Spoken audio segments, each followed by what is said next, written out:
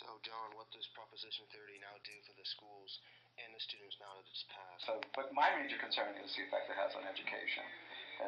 Over the last 30 years, there's been a significant decrease in funding for education, and the percentage of the state product per annum. So California schools have become underfunded significantly, and if we take a look at a 40-year period of time, it's been amazingly, absolutely devastating for schools in California, beginning with Proposition 13 in the 1960s, which changed the structure for taxation for schools, limiting the amount of money that would be available to school districts, in particular in a time when tax base on property was really going up. The values of property in California were going up.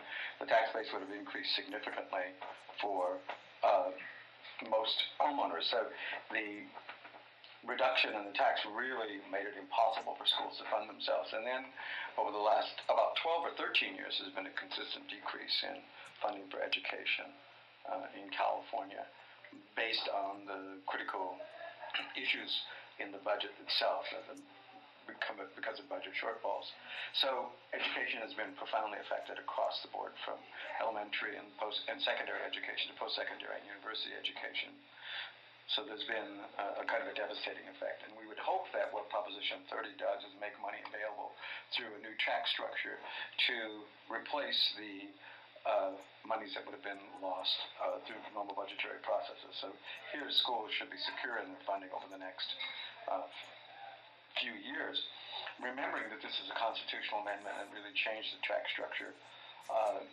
It changed taxes in different ways. It changed state income tax for wealthy people, those making over $250,000 a year, and it changed the tax structure for sales tax for the state of California, so that that change may make a difference in the ongoing funding from schools, and the effect should be positive over time.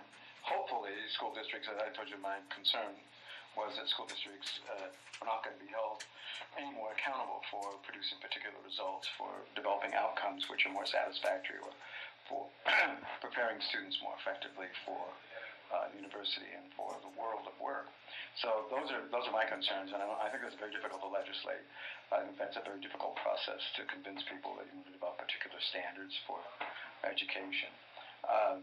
Because there's so much disagreement, and each time you get a different superintendent of schools, you get a different voice. I really am concerned that that the money would be used appropriately and properly. I always am. I don't think it is a good idea for us to just give money to education, because it doesn't always result in a better product for the students. I would hope that we would be able to manage to get students the educations they need.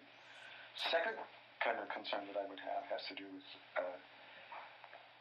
the very nature of the funding itself, that because it was enacted as a proposition and was a constitutional amendment, that it might be just as easily amendable again.